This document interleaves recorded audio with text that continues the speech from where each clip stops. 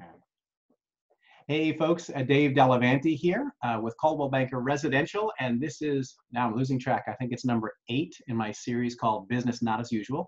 And what I'm doing is I'm interviewing local business owners, CEOs, nonprofits, even clergy, just to kind of see what life was like BC before COVID, what's happening during COVID, and maybe some affirming words or some positives that we're going to take out of this when we get back to our what we're calling the new normal. So today I have Liz Morrison of Noel Fellowship Center, and I'll let her tell a little bit about what she does. But I've known Liz for, I think it's close to 20 years now at this point. I've known her, so we met when we were 9 years old, I believe.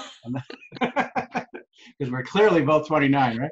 It never gets old, Dave. Yep. But anyway, welcome, Liz Morrison. It's great to have you. Thank you.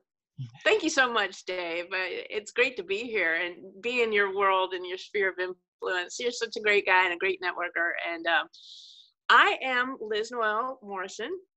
My middle name is Noel Fellowship Center. That's how I named it. And it's a life coaching business. So here we go. We sit in the easy chair and we listen. No, there's no counseling. There's no nothing with a psychiatric twist to it or anything like that. It's just coaching you. You know how you get on first base and you're in a ball game, you have first base coach. So you already have the skill set. You already know what you're about. And I just hold you accountable, have some different ways to get your mindset in the right place to be massively successful. Wow, that's fantastic. That's great. I think some people do. They confuse coaching with counseling, and it's clearly different. So that's great. So before, let's say, let's go back 45, 50 days ago, before we knew about this this crazy virus. How was business? What was going on, and how are you operating? Do you see people in person or what? No, everything is online. So for me, that really didn't change. Well, we did a lot of phone calls, emails, and texts. So when you're a client of mine, there's a lot of helping you through little bits and pieces of the day, and texting really became a great avenue for me to just assist a client if they were feeling down or if there was something that they were challenged with. Just send them off a text.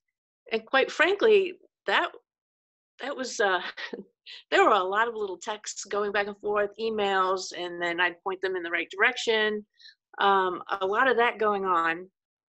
Some of it was a lot of superfluous, or just I'm grandma, and I'm gonna tell it like it is. It was whining, okay. But now, I think one of the things you're doing is finding out what's going on now. Mm-hmm. Now everybody is nothing is in the superfluous area. We're down to brass tacks here. And I think everybody is coming through. People are very positive in what they're doing. Yeah. I'm really proud. Some of my clients are just giving me positive little snippets, and they're like, okay, I'll talk to you later. I am so proud of that. So that's all. I mean, it's funny. Functionally, a lot of folks, you're my 7th interview, and I'm going to keep doing these. I think it's really fun. I think it's important for people to understand how other businesses are doing. But functionally, a lot of businesses haven't changed that much because they were sort of doing a lot of online. We have so many tools now between Zoom rooms and everything else. We have the tools in place to do business, a lot of it online.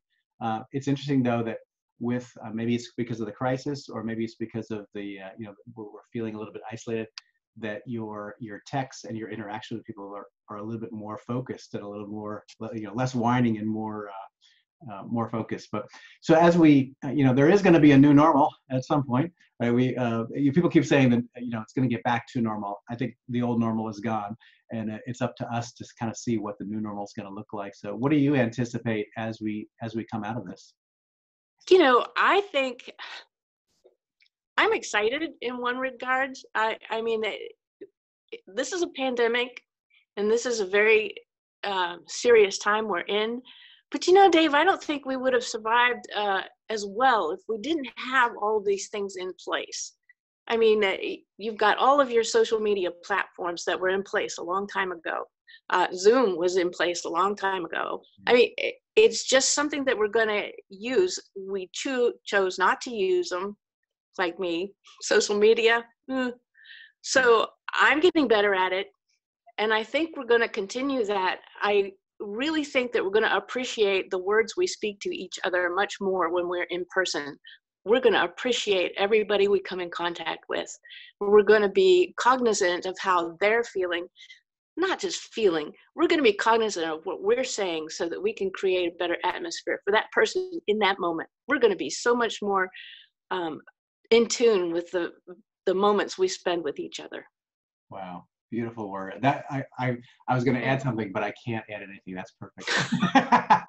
Oh, you're so sweet. That's seriously, that's a beautiful way to close out the call, because we do have a lot to be hopeful for, and I'm looking forward to, even just hugging my little grandson again. It's and in the meantime, we have the tools. I'm using FaceTime to stay in touch with them. Yesterday was my son's 25th birthday, and he's far away, and we were able to FaceTime. So appreciating the technology that we have. But Liz, thank you so much for being on. And thank you, Dave. I look forward to continuing our relationship in the future. You're awesome. Blessings. You bet. Thanks. Bye.